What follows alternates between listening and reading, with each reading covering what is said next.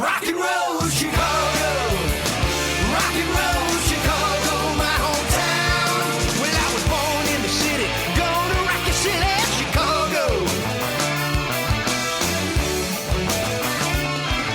Chicago rock and rollers are the best here around. Hey, this is Paul Martin and Ray the Roadie for the Rock and Roll Chicago podcast. I think it's. I heard some jingle bells going on. I think it's time that we wish all of our listeners a happy holiday season. Wouldn't you? Yes. Merry Christmas and a Happy New Year. Yes, indeed. To one and all. Yes, to all in one. We're all in this together. That's right. Come one, come all. Come see, come saw. I was sitting around here and I've always wanted to learn how to play Hotel California. So I said, I'm going to learn to play this thing. So I've been sitting here in my little studio here at home, and I've been working on the song.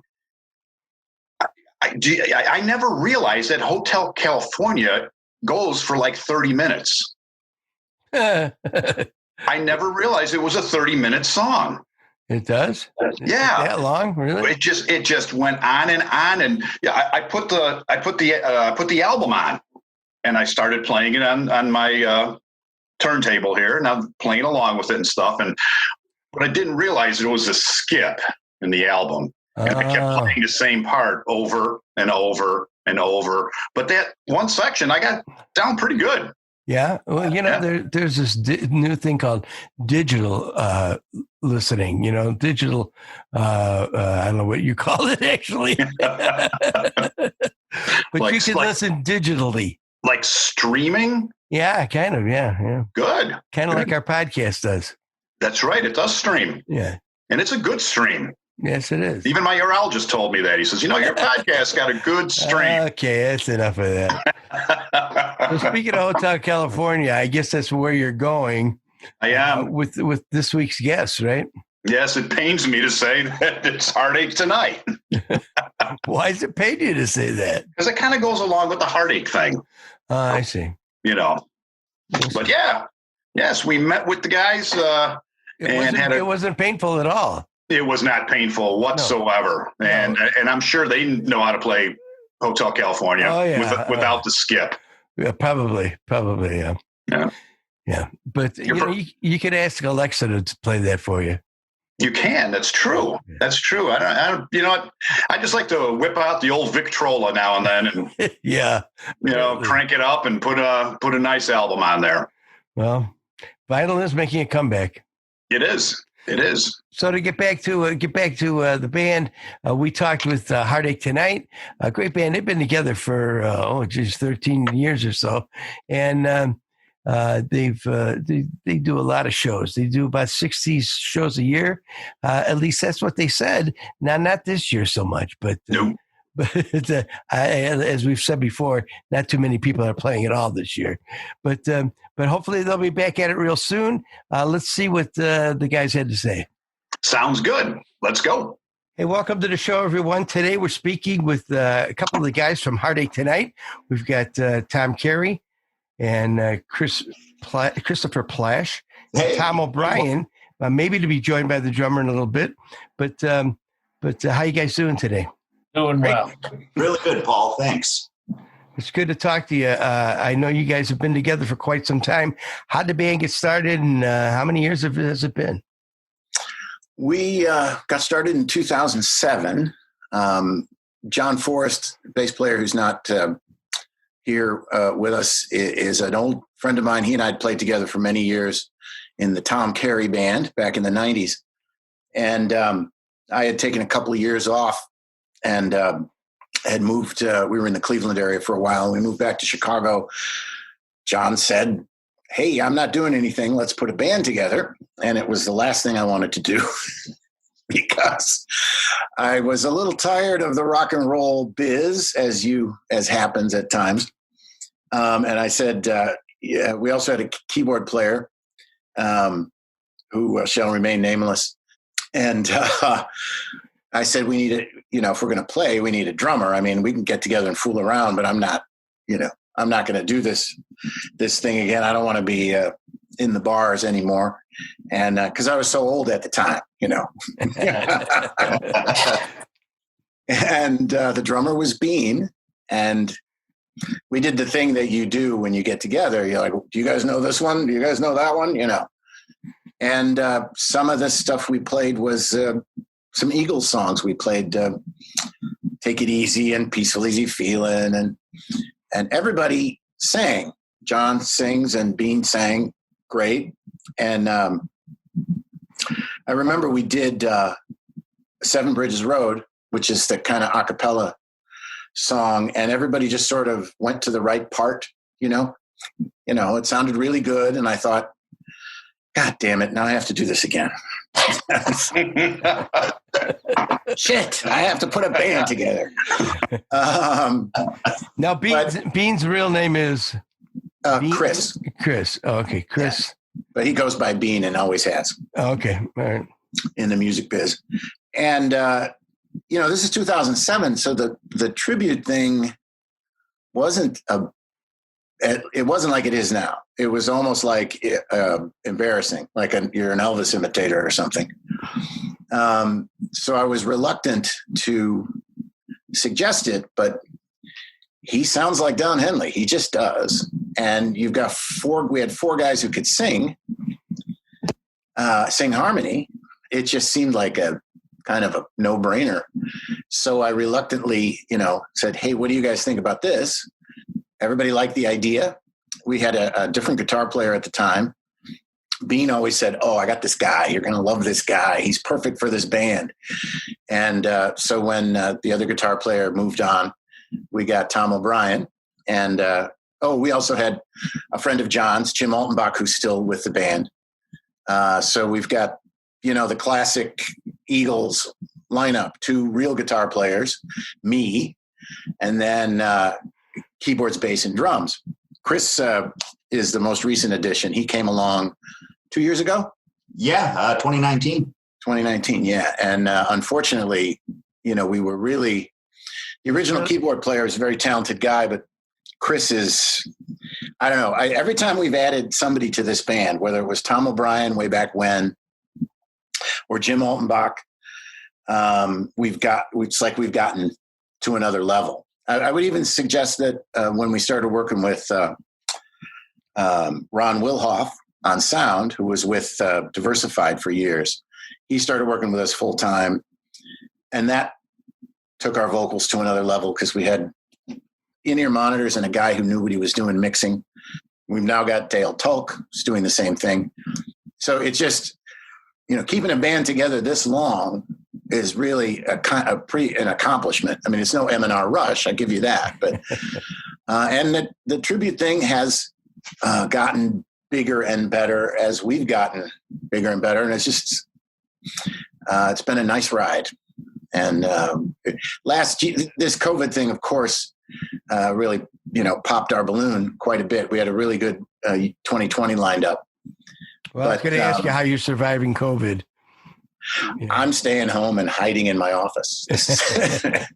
There's a cot in the corner. You can't see it, but I'm an introvert. If I got a guitar and a stack of books, I can hide in my room for years. It's this, but I do miss playing. How many gigs did you have scheduled? We were going to be somewhere in the neighborhood of 60 shows. Wow. And we've expanded to the point where we are traveling all over the Midwest. When we started, it was clubs and festivals, and it's become theaters and festivals. So we've, there's so many towns in Illinois and Wisconsin, Iowa, Michigan, Indiana, that have these 300, 400 seat theaters. And they're booking acts like us now. And it's lucrative. It's fun. The audiences are fantastic. People who pay $30 or $40 for a ticket are sort of right in our wheelhouse age-wise as people our age. They love the music. They're there for the music. They're not there with 16 big screens and, dollar picture night or whatever it is. And it's just so satisfying to do. We had, I would say, half our schedule now are those kinds of shows. So, and it's fun to go on the road. You know, we make enough money that we can travel decently and have fun. But I have to say that the phone is ringing again. I think people are anticipating that we'll get back to normal in 2021. The theaters, I don't know. We'll see. But I've got lots of festivals lined up already. So, yeah. Now I noticed I was looking online and I saw on YouTube you played the Acorn Theater, which is a great little theater. I love that place. It's a fun little place. I walked in there and I went, wow. I said, this place is really cool. Yeah, it's a funny story. When I first became aware of them because my wife went to Notre Dame, which is South Bend, right down the street there. And a friend of hers had rented the theater and she went to a show there. And it was, way back in 08 or 09 or something. And I started bugging them. Like, you got to book us, you know?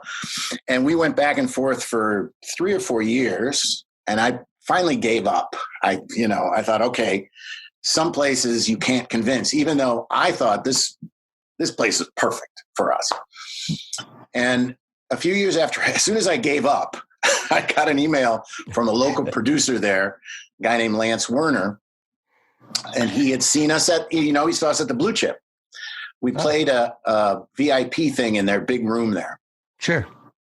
He said, I saw you there at this show. Would you ever consider playing the Acorn Theater in Michigan? And I'm like,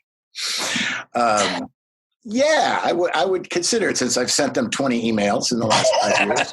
I think it might work out. And we have sold out 10 shows there probably over the last few years. We play there 2 or 3 times a year. It's our home away from home. It's just so much fun. Great spot. Yes, it is. Now, I know you say you don't do too many bars anymore. You stick to the festivals and the theaters. Yeah, we play some of the bigger rooms, or just for fun sometimes. Don't get me wrong. Being in a bar, playing loud music and drinking beer is my idea of a very good time. But there's not too many that can put a 6-piece band with a sound guy in a room and charge enough to draw enough people to have that make sense. Right. But sometimes we do it just because it's a good time, Have you played the Beverly Arts Theater? Oh, yeah, very often. We are scheduled there to play there in March again, a date that's been moved back a couple of times. Right. I'm guessing that's probably a little too soon. But yeah, we do great there too. It's another one of those theaters, 400 seats. Right. Perfect spot. People who go there like our kind of music, that's right in the wheelhouse for us, for sure. So Chris, you're kind of the newest member. What is your history? What bands have you played with, or where have you come from? Oh my goodness. I'm one of these guys who's been doing this forever and ever. I've been playing live for probably 20, 30 years. Was based out of Oklahoma City with a couple of touring bands for a while. I'm from Illinois originally, came back up here and played with a number of bands in the area, Providence, Billy Croft and the 5 Alarm, which I probably spent about 10, 11 years with. And that's actually how I met these guys. I did a gig in 2018 at, I think it was a car show in Lombard or something like that. Did the show.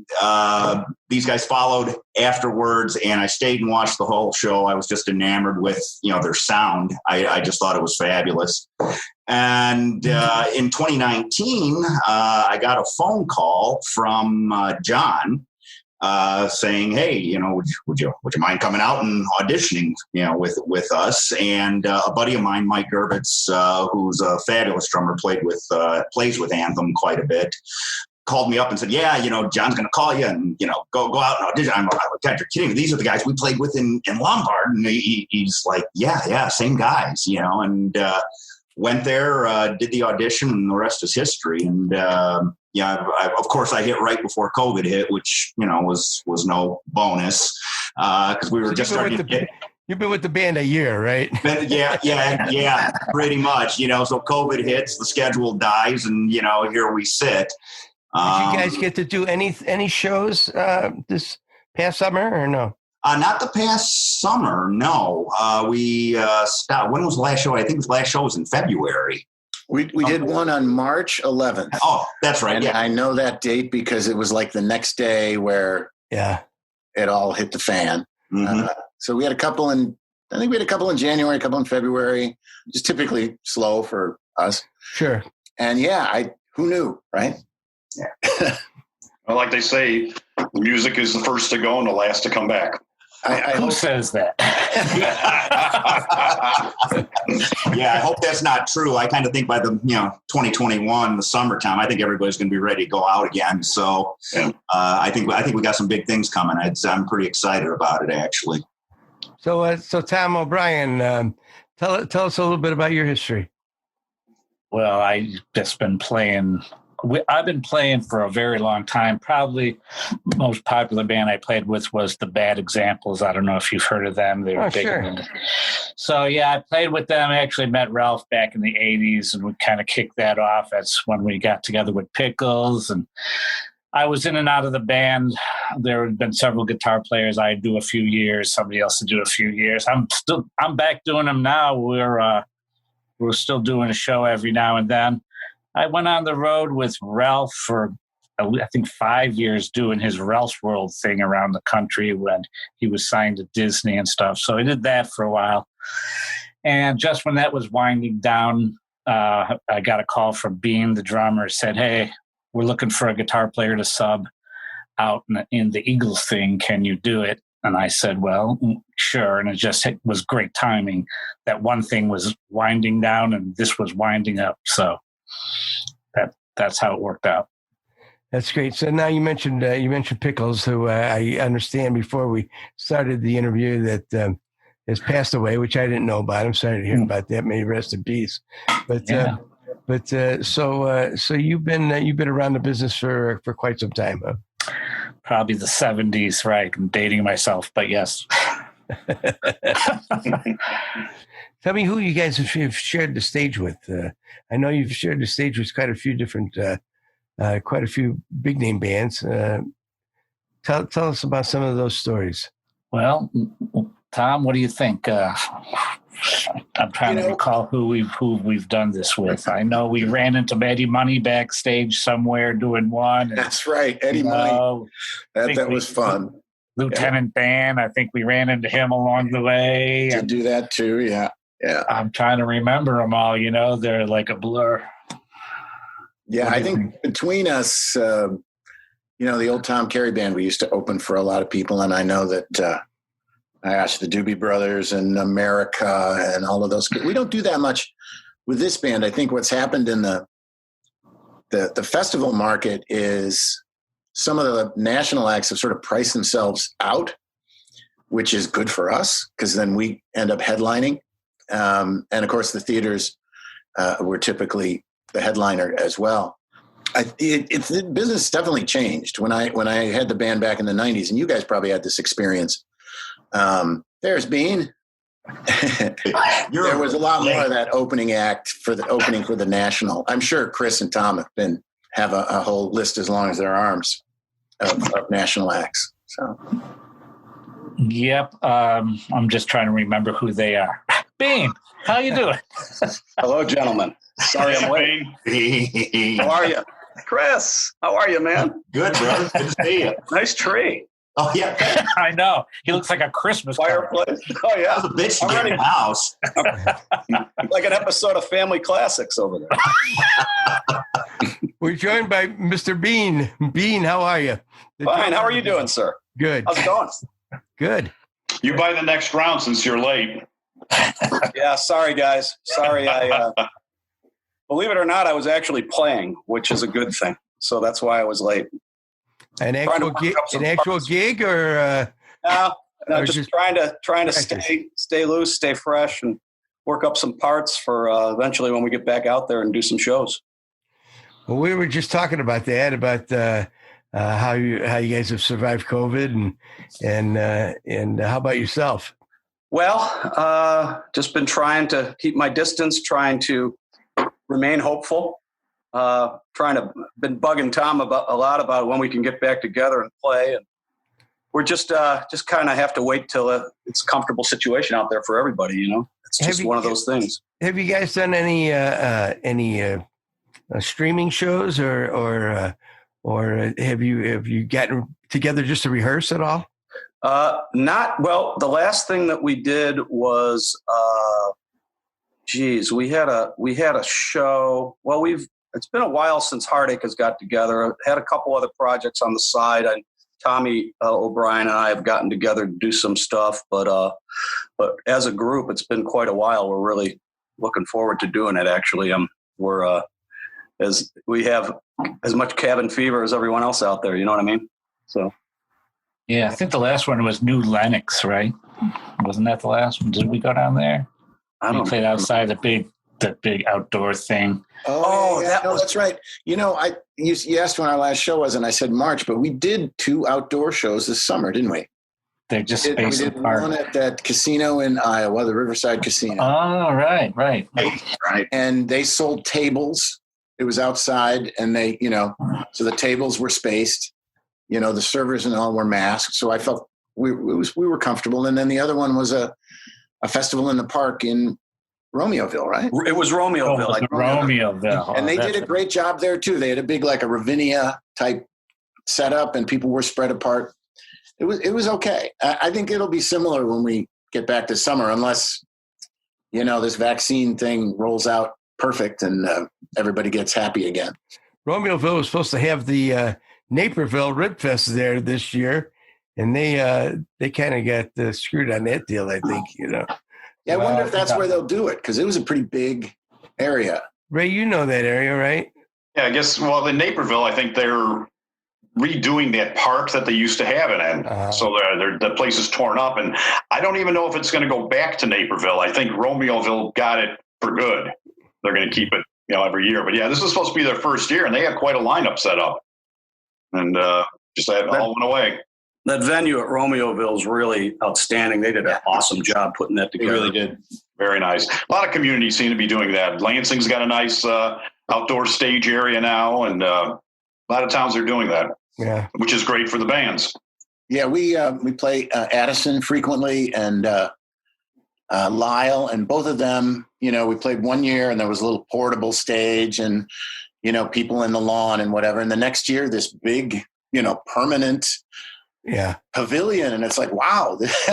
So I think communities are realizing this is a real nice thing for the people who live there. So hopefully that'll keep up too. Yeah, a lot of them will have weekly or bi-weekly shows or whatever. Yeah, we do a fair amount of that. This is Paul Martin. And Ray the Roadie. And we're here to talk to you about GHS strings. That's right, Ray. Whether you play electric guitar, acoustic, or bass, or even banjo, mandolin, or ukulele, then GHS has the strings for you. GHS strings are easy to play with a rich, full balanced tone available in many different gauges. Great for all musical styles. So if you play with the best. Play GHS strings. Road to Rock Radio is proud to welcome Paul Martin of M&R Rush and the Dancing Noodles and Ray the Roadie, the Rock and Roll Chicago podcast. Join Paul and Ray as they bring you weekly interviews from bands that have rocked Chicago. It's the Rock and Roll Chicago podcast, Monday night at 6 on Road to Rock Radio.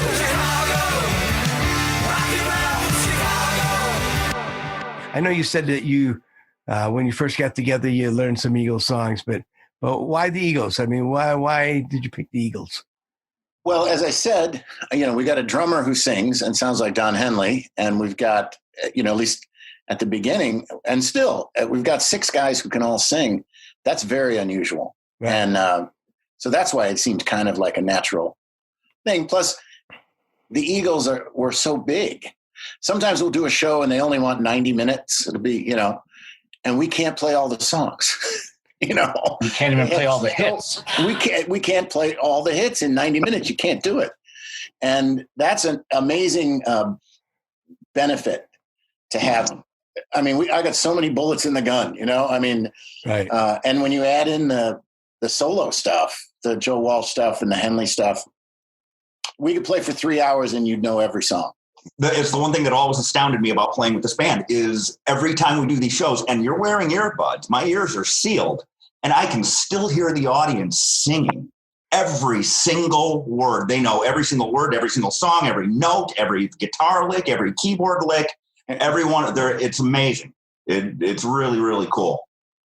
Yeah, for me, coming into this, it was pretty convenient for me because I don't really think I looked at many lyric sheets, probably none, because I already knew all the time. I happened to grow up with that music. I've always been a fan of it, of course. And with the whole Don Henley thing, that's, I kind of stylistically, I guess, emulate what he does. And I love the way the guy sings. And I listened to so much Eagles, even when I was in a band when I was 10, 12 years old. We played a bunch of Eagles covers. So I already knew the stuff. So for me, it was kind of easy. And when Tom just said, hey, what do you think about doing an Eagles tribute band? And,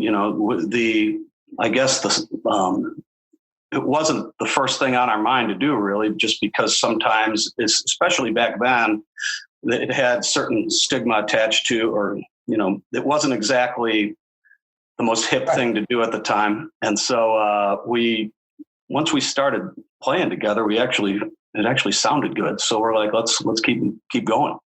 So that's kind of how it evolved. So it was kind of just happened just by jamming together and, kind of being comfortable with the material. And, the players in the band are really great and meticulous and really wanted to put the work in to learn the parts. So, if you do this music and you do it kind of, if you're either going to do it right or kind of don't bother doing it. And that was kind of our attitude going in.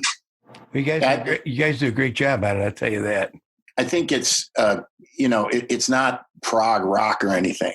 It's not like, going to break your fingers playing it. But when you start to dig into it, the arrangements are, really something. We've gone back to every time, like when Tom O'Brien came in, we reworked everything because now we had 2 guitar players. Tom and Jim Altenbach really could play the stuff. And I don't want to speak for Tom, but I think once we started sort of tearing apart the arrangements, it was like, oh yeah, let's get this. Let's make it as good as we can make it. And I think that's a challenge for everybody. I mean, you listen to that stuff on the radio and you go, we could probably play that. But to do it really well is still fun. It's still fun to sing, still challenging to get it right. So, Yeah, it's interesting working out the solos the way the original guitar players did it rather than just soloing over the changes. You're actually digging in and saying, kind of figure out how he actually played this stuff. So it sounds, like the part. So that was interesting to me.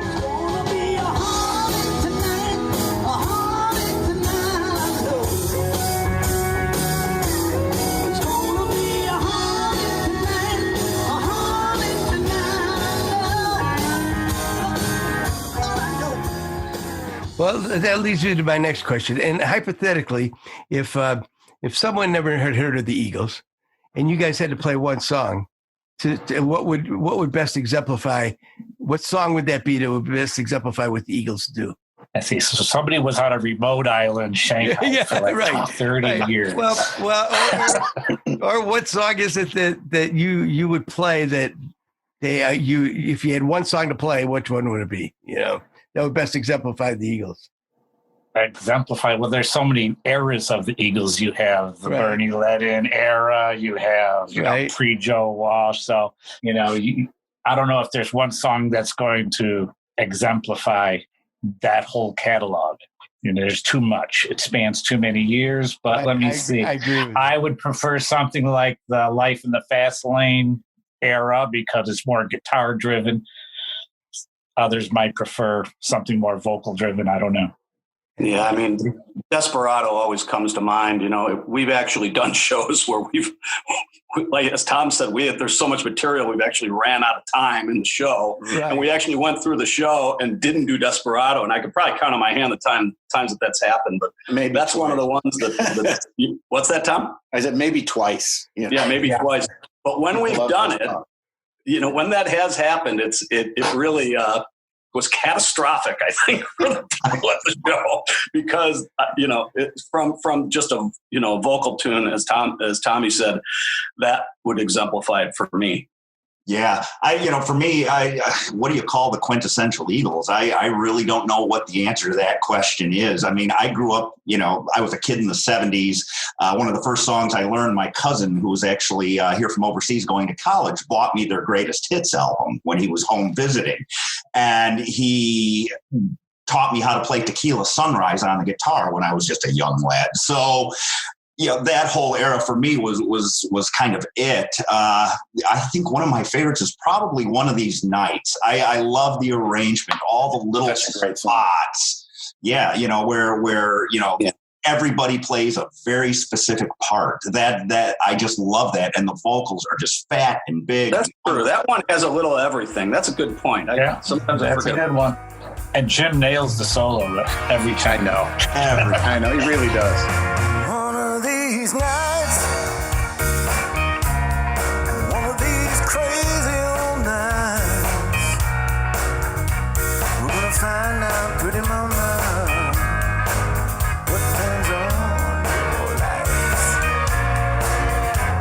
The full moon is calling, the fever is high, and the wicked wind whispers and moans. You got your demons, you got desire. I think most people would say Hotel California. That's the one, like if we're setting up somewhere and there's some kid setting up gear who's, 20 years old. That's the one. That's the only one they'll know. But I like the early stuff. Take It Easy and Peaceful Easy Feeling. I think that era. That's the one those are the ones that stick with me. It's hard though. Like, One of These Nights is a fabulous tune. New Kid in Town is one that never gets old. Right. And they're very, very different songs. Those guys, boy, they did it in all kinds of formats and eras, and it all works. Yeah, they were able to grow with it. Yeah. How many albums have they put out? Do you know? I mean, offhand, not as many as you would think. I think there's only like 7 of them. If you don't count the greatest hits in the live, right? They did 5 studio albums, and the original incarnation, and then just 1 since then, I think. 2. Hotel California, then The Long Run. I think and then the most recent one they did that Back from Eden. There's been some other special albums they put out too, a couple compilations, like you said, but not as many as you would think. It's not like it's a Beatles catalog or something like that, There's only 7 studio albums. There you go. 7 studio. We do. Like you said, there's quite an extensive catalog, of music you could play for 3 hours and everybody would know every song. But and it's fun too, because there's always the guy who comes up and wants to hear, some deep album cut, and but like, what do you leave out?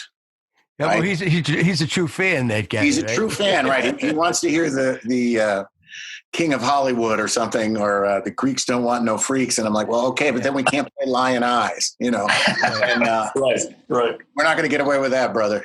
So what do you do? One of those that often gets requested, and we just can't fit it into a live show because it's a powerful, awesome tune, but we can never. And I love singing it. Is Wasted Time. That's one of those deep cuts, or I wouldn't call it really a deep cut, but that's an example of one of the ones we get requested for that all the time, and we've tried to work it in. And as Tommy O'Brien says, and Tom just said, okay, what are we going to leave out then? Exactly. But we do deep cuts. We do New York Minute. That's kind of a deep cut, isn't it? Yeah, that's true. Well, it's a funny story. We had an agent come to me in 2014 and say, I've got an idea for you guys. It's the 40th anniversary of the Desperado album. And Desperado's probably their least popular. It only had Tequila Sunrise and Desperado on it, and they weren't even really hits first time out, I don't think. But I love it. I think it's a great record, and it really features that country, like Bernie Ledden's all over it playing banjo and mandolin and stuff. So we learned the whole thing, cover to cover, we learned all the details. I think Altenbach bought a dobro. You know, I learned to play harmonica. I mean, it was like a whole thing. We did it once at a theater show. I won't tell you where. And they've never had us back because the audience just sat there looking at us like. Turns out they only want to hear the hits. Yeah. Who was that suggested that? Did you fire him? I'm not going to tell you. Did you fire him? In fairness, I thought it was a great idea. Yeah. And we still, every once in a while, we'll dig out one of those songs, and they're great songs. We do Saturday Night sometimes, which is a real nice tune. And, of course, Tequila Sunrise and Desperado. Anything else? What else do we do? What's the one with the harmonica? Oh, Duel and Dalton. Oh, Duel and Dalton. Great song. And we were used to getting, by then we were getting pretty popular, and, we're used to getting good stuff from the audience when we finished a song. And I think they were all looking at us like, is this over yet? Like, Yeah. So we quickly swung into the greatest hits show after that. But Exactly. Live and learn. yeah, exactly. Yeah. So you guys do some solo stuff too. I mean, some Don Henley material and some Joe Walsh stuff and stuff, I assume, right? Throw some of that. James Gang. Sure. Yeah. But again, depending on the length of the show, and where it is. If you're playing festivals, you might want to keep it more on the rock side. If you're playing a theater, then you have the quiet room, the lights, the atmosphere. Then you can dig deep and play a more variety of stuff, I think.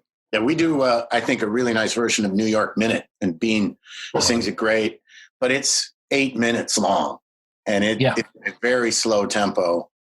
Yeah, playing that for a festival crowd on a July afternoon would not work. And it's great. Don't get me wrong, it's fabulous, and it's fun to do. It sounds so good, and it's a great song. Nobody cares, like, all right, I'm going to go get some, lukewarm beer. Yeah, but it works in the theater, really. In the theaters, it kills. Well, you've got quite a catalog in order to choose from, in order to be able to manage that the festival set list to the theater set list. So everybody loves Joe Walsh. Like I wasn't even that huge a fan when we started this, and I have grown in my appreciation for that guy as a songwriter, of course, as a player. As a band leader, all I have to do is call out a Joe Walsh song and people go crazy. But again, we talk about learning more Walsh stuff all the time, but again, what do you leave out? Yeah, and oh my gosh, Jim Altenbach, that guy, he does nail this stuff. Yeah. Oh my gosh, he's a machine. He's sound, just like it's phenomenal. Just awesome to listen to him sing Walsh. I love it. Yeah. Well, it's funny too because he is a technician, and he never makes a mistake. Except one time. This is a terrible story to tell while he's not here. But I'm going to tell it. That's what I do. Let her rip, man. So he plays. You could fill the show with my mistakes. I was going to get to that. Yeah. So he plays the telly, and he plays that very iconic intro into Peaceful Easy Feeling. The intro has that very distinctive bend in it, and for whatever reason, he probably just started a half fret off or something. And this is a guy who never makes a mistake. I mean, never. And it was awful. We all started laughing and turning away from the audience. I'm like, I don't think I can sing this song.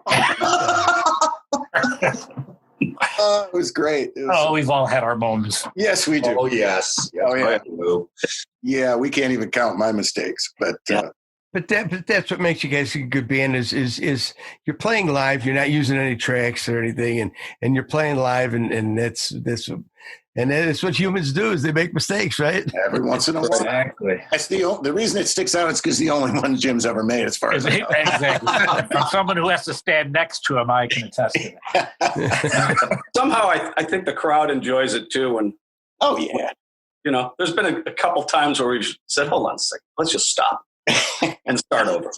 And I think that kind of actually, sometimes you just can't take it too seriously. You just gotta just play and enjoy it, Tom, you do most of the booking, correct? I do, yeah. But I work with all the agents in town and national agents too now, since we're doing more traveling. So And how far have you guys traveled? I would say, well, it depends. We've gone. I know you mentioned Michigan already. You've mentioned Iowa. Pretty much a 5 or 6 state area. We had somebody fly us to San Diego a few years ago to do a private show. That's pretty unusual. And we did one in, what was it, Sioux Falls? That was an interesting trip. The guys have the flexibility to, if somebody offered us a little mini road trip, we've got a nice van and a nice trailer, and we're happy to jump in and drive. So, but yeah, pretty much the 5 or 6 state Midwest area. Well, you're doing, you said 60 shows a year. Normally, now this year could be thrown out. But if you're doing 60 shows a year, I mean, you're doing better than a gig a week, and probably more in the summertime, right? Yeah. Yeah. Oh, yeah. Fair to say. I would say we're on the road 50% of the time now. So we'll do a little Friday, Saturday thing in little Indiana, Michigan, and come home deal. And those are great because we're starting to, develop a wider audience. And weekday fests as well. Yeah. So those weekday concerts and festivals, sure. So has there been any original work? You guys tried anything? Well, I write, and I've been wanting to record this band forever. I have trouble stopping. I never know when the song is actually done. Right.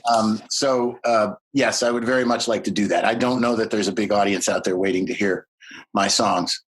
We've been in the studio a couple of times and middling, I think, effect. But yes, it's going to happen. This year for sure. Gosh, I'm going to stop writing a song that I've been writing for 10 years. Date down. What is this? 12, 19, 20. Okay. I know it's terrible. It is just terrible. Well, it's a great thing going to the studio and watching a song or an idea that you have take shape. I know that you have to at some point just go, okay, that's good. That's good enough. Right. Yeah. But I get it when somebody comes, well, wait, we could add this to it, or you could add that to it. And I get what you mean by when you say you don't know when a song is done. I'm very slow with the songwriting. I'm kind of more about a lyric and kind of a, singer-songwriter-ish thing. It's so, sometimes I'll come up with something and I'll throw it at the guys in rehearsal, and they'll play it, and I'll go, okay, I need to change 8 things. I'll be back in another month. So we'll get there. That's great. So how do we find you social media wise, or website, or where can people go to find Heartache Tonight?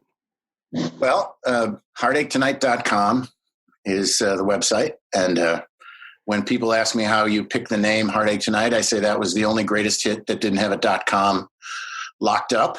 So, and that's true. Yeah. That's exactly a true story. We also have a Facebook page, which I'm sure you can find if you search. Well, it's been great talking with you guys. And, Thank you very much. And appreciate taking the time today to join us here. Oh, it's been really fun. And Bean, you're going to have to stay a little bit longer since you were late. Yeah, I know. That's the usual thing. Hey, it's good to see all you guys again. Well, thanks. Well, I again, look guys. forward to seeing you guys out of the show. Thanks for having us on. It was a pleasure to meet you and talk to you. Thank you very Nice much. to see my bandmates again. Yeah, it's a fun thing that we're doing here. We're just trying to keep some bands going and keep the names out there and until we can all get back to playing again. And It's very cool. Yeah. I think what you're doing is great. Thank you. Yeah, thank you, Paul and Ray, for your work. Cool. Thanks, guys. Thanks, Good guys. stuff. Merry Christmas. Thank you, guys. Merry Christmas. See you guys.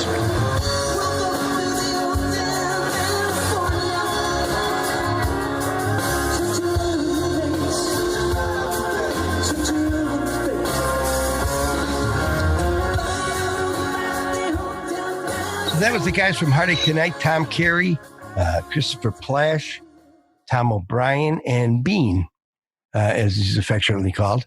He's a drummer, and we missed out on a couple of the other guys, but it was good to talk with them and get some insight into their band. And it was a lot of fun. They were some fun guys. They sure were. And they know how to play Hotel California. Yes, they do. Apparently, Yeah, without the skip, too. Yeah. It's amazing. They know a lot of Eagle songs and can probably play for 3 hours, like they said. And you never miss a beat. And you probably know every word in every song. So, yeah, it's a shame that people haven't been able to see them. They put on a great show. Yes, they do. Yes, they do. A great band, great guys, and it was fun talking with them. Yeah, and you know what? They're all over the place now, all over the Midwest. So got a much bigger audience out there. No excuse. No excuses. I'm not going to see them once this COVID thing ends. That's right. Is in better shape than it is now. Let's say.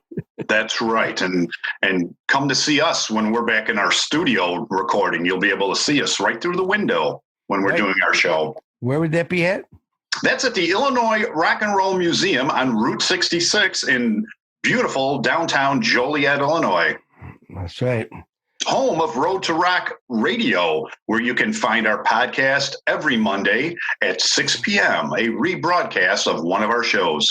Also, I want to remind everyone that not only is the show brought to you by the Illinois Rock and Roll Museum, Road to Rock Radio, actually, but also by GHS Strings. So be sure, and all your guitar players, mandolin players, bass players, banjo players, get out there and support GHS Strings.